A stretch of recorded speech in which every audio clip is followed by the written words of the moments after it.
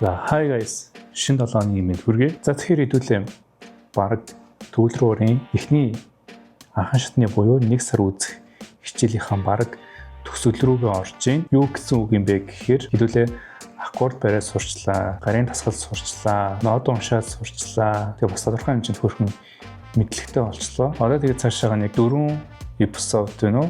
3 эпизод орж магадгүй. Энэ бичлэгтэйгээ нийлээд тэгээд ерөнхийдөө төвлөр хуурын маань анхан шатны хичээлүүд маань дуусж байгаа. Тэгэхээр та бүхэн маань хичээлээ сайн үзээрэй. За өнөөдрийнхөө гол хичээл рүүгээ орцгоё.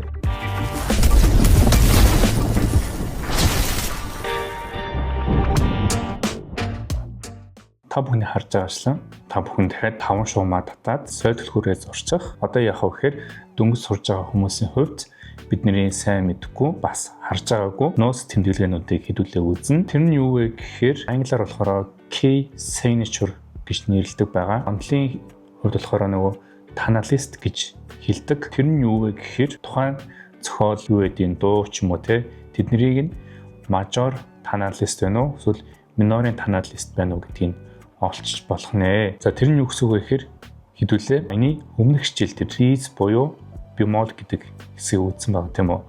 Одоо тэгэхээр diz тухайн нотныхоо ард талд нь байрладаг гэж хэлсэн тийм үү. Одоо жишээ нь та бүхэнд харуулъя л да. Fa ля байлаа гэж үү.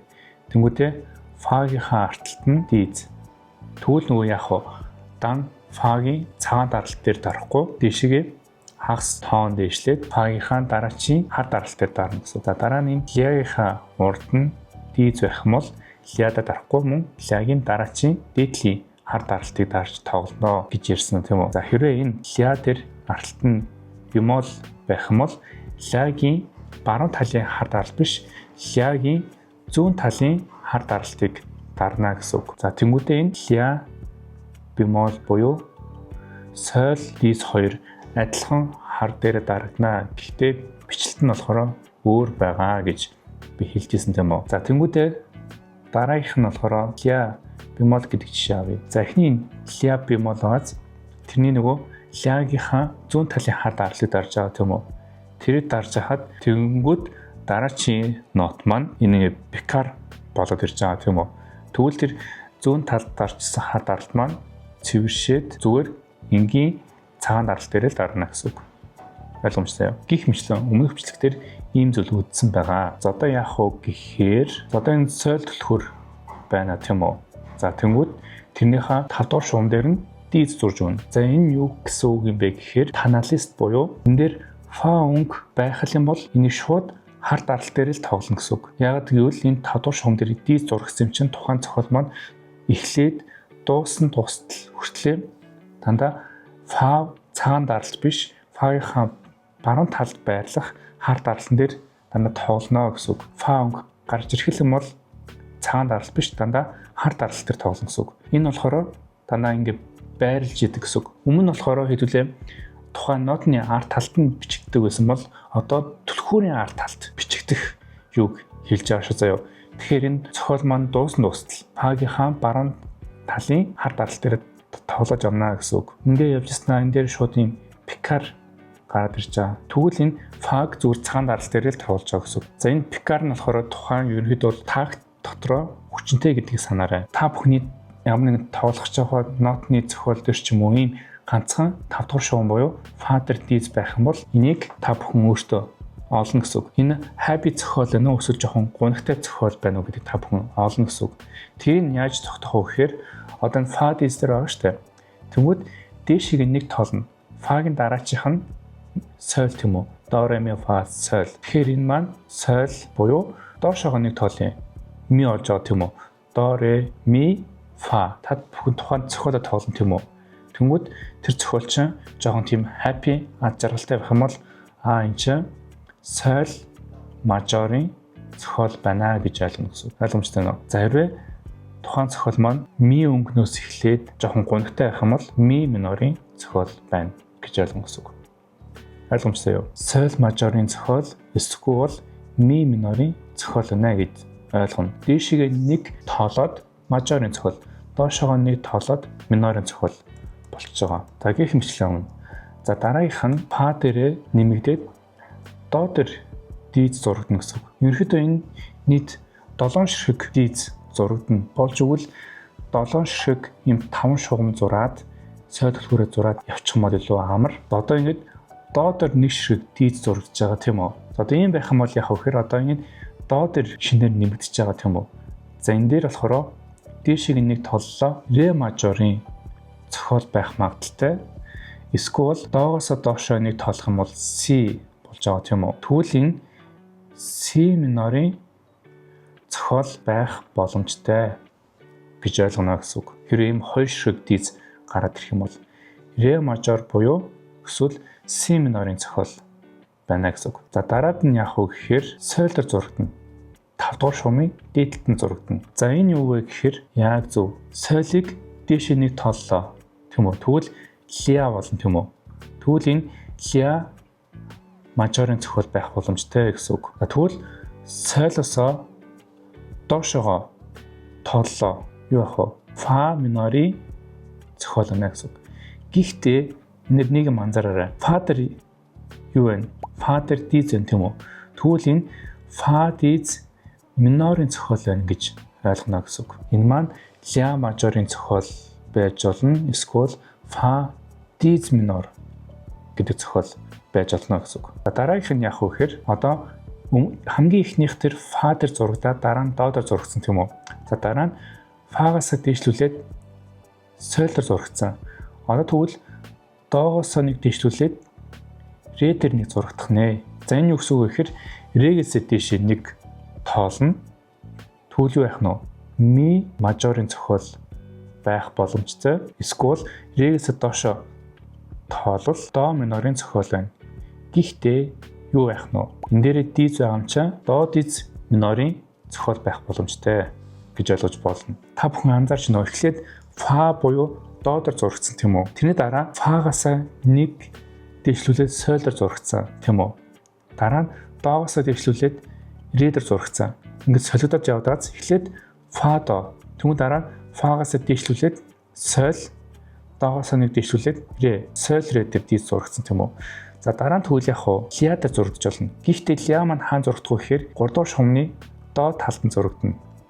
Ля дийз ийм ингэж зурагдана гэсэн үг. За энэ яг хуу гэхээр дээшийг нэг тооллоо.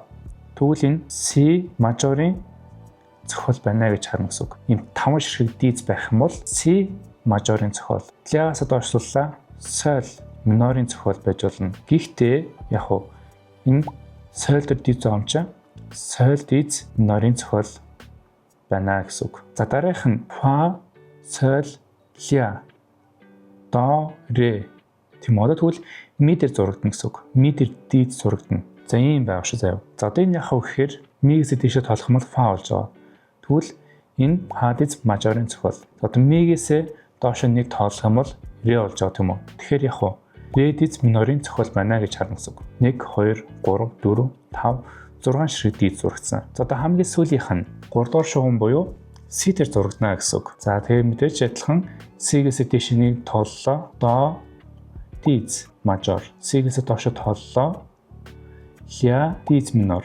За иймэрхүү байдлаар та бүхний тухайн тоолгож байгаа зохиол дээр ингэж харагдана гэсэн үг. Би та бүхэн жишээ харуулъя л да. За та бүхний харж байгаа ажил нь юу маань ингэж харагдаж байна. За одоо та бүхний тухайн зохиол дээр ингэж хов хоосон юм байх юм бол до мажор зохиол байна гэж харж болно гэсэн үг. За дараа нь яг 5 дугаар шугам дээр нөгөө ди зурагдсан байна тийм үү те. Тэгээд соль мажор доошоо нэг тоолох юм бол ми минор. За дараах нь до дээр ди зурагдлаа. Дээшээ нэг тооллоо ре мажор. Доошоо нэг тоологдлоо си минор. За ингээ 3 диз байх юм бол соль дээр байгаа юм чи солиосоо дээшээ нэг ля мажор.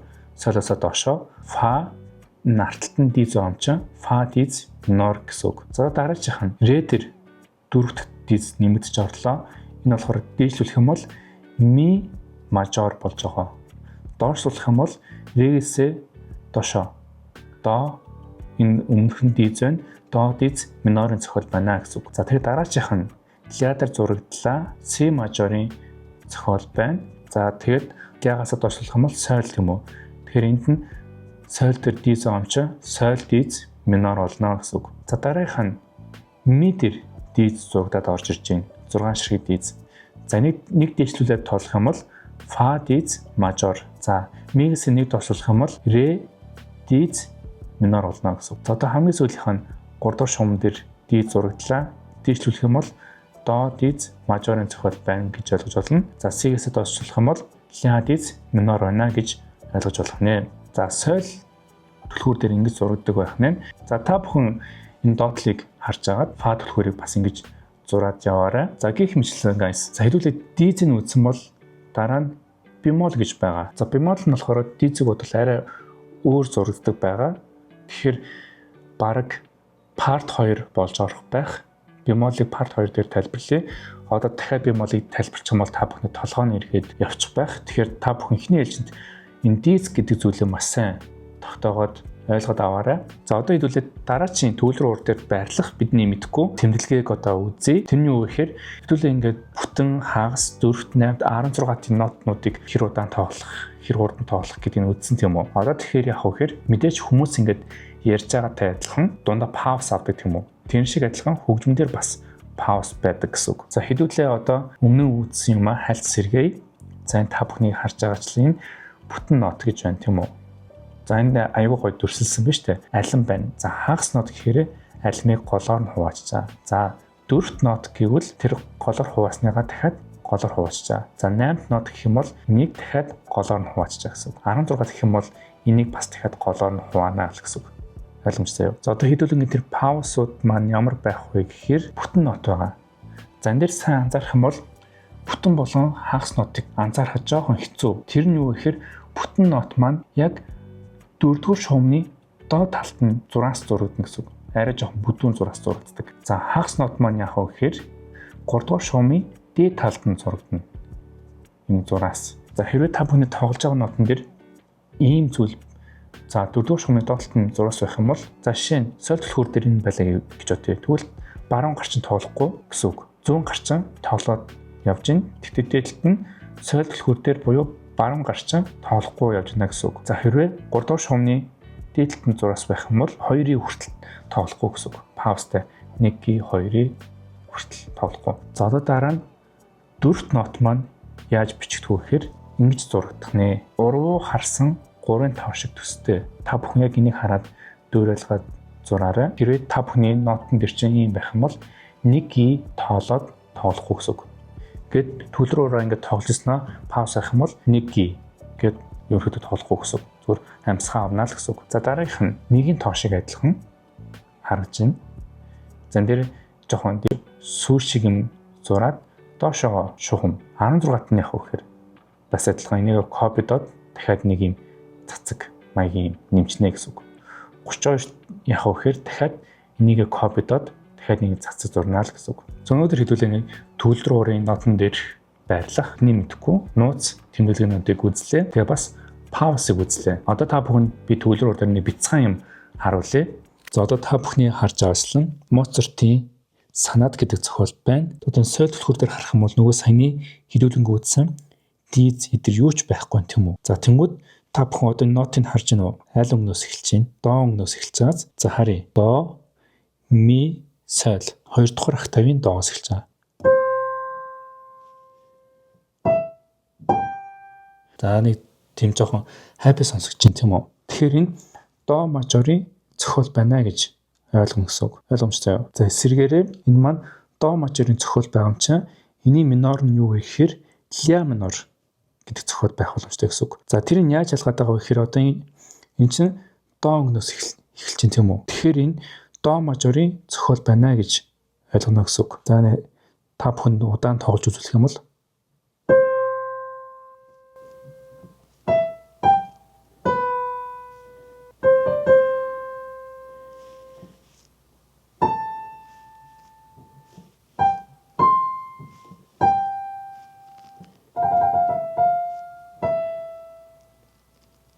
иймэрхүү юм байна.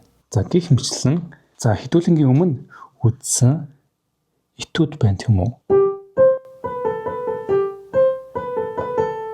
Ийм байна тийм үү? За одоо энэ до мажорын зохиол уу эсвэл ля минорын зохиол уу гэдгийг олно. За одоо энэ соль өнгнөөс эхэлж ийн л да. Тэгэхээр нөгөө юу бодно? До мажорын аккорд гэдгийг үзсэн тийм үү? до мажор дээр до, ми, соль гэдэг 3 өнгө орж ирж байгаа тийм үү? Энэ 3-ын аль нэг өнгнөөс эхэлсэн байх юм бол тэр до мажор байна гэсэн үг. Хэрвээ энэ ля минорын зохиол байх юм бол энэ ля юм уу до мигээс эхлэх ёстой. Тэгэхээр энэ соль до гэж эхэлж байгаа юм чинь до мажорын этюд байна гэж ойлгоно гэсэн үг. Ойлгомжтой юу? За дараачийн санаад гэсэн зохиол маань байна. За энэ яаж ин саяны хэдүүлэн гүйцсэн диз гараад ирж байна тийм үү? Фа буюу до хоёр ширхэг диз байна. Энийг юу гэж хэдүүлээ уншчихлаа. Ямар мажор, ямар минор байх боломжтой вэ? Яг зөв. Хоёр диз ах юм бол тэр нэг доос эхэлж байна тийм үү? Тэгэхээр дээшгээ ре мажорын зохиол байх боломжтой. Эсвэл бол си минорын зохиол байх боломжтой гэсэн үг. За одоо энэ харилцаа дээшгээ хоёр ширхэг шугам нэмэлт шугам зурагдсан байна. Энэ юу вэ гэхээр 3 дугаар октавын доогоос эхэлж байгаа гэсэн үг. Тэгэхээр энэ цол түлхүүрийн арталт нь фа буюу до диз байгаа юм чинь фа юм уу до гэсэн өнгө гарч ирэх юм бол энэ хоёр дээр тоглол авна гэсэн үг. За одоо энэ ямар зохиол вэ? Ре мажор уу, си минор уу гэдгийг харна. Тэгэхээр тэр 2 дугаар шугамнаас тухайн зохиол маань бол ийм байгаа. Доогоос регээс эхэлж байгаа.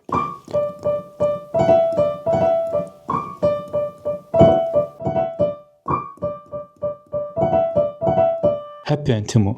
Яа гэвэл ре өнгнөөс эхэлж байгаа юм чинь ре мажорын зохиол байна гэж ойлгоно. За тэгээд өнөөдрийн хичээл маань иймэрхүү байна. Та бүхэн ойлгосон байх гэж найдаж байна. Хэрвээ ойлгоогүй юм бол дахиад гол бичлэгүүдээ ухраагаад үзээрэй. За тэгээд дараагийн хичээлийн part 2 гэж орох бах. Өнөөдөр хэдүүлээ дизийн үзсэн бол дараагийн хичээлдэр бемолыг үзэх байгаа шоо. Лайкад дарж эртцээ бүртгүүлээрэй. За тэгээд дараагийн бичлэгээр уулзлаа. Түр bye guys. Peace out.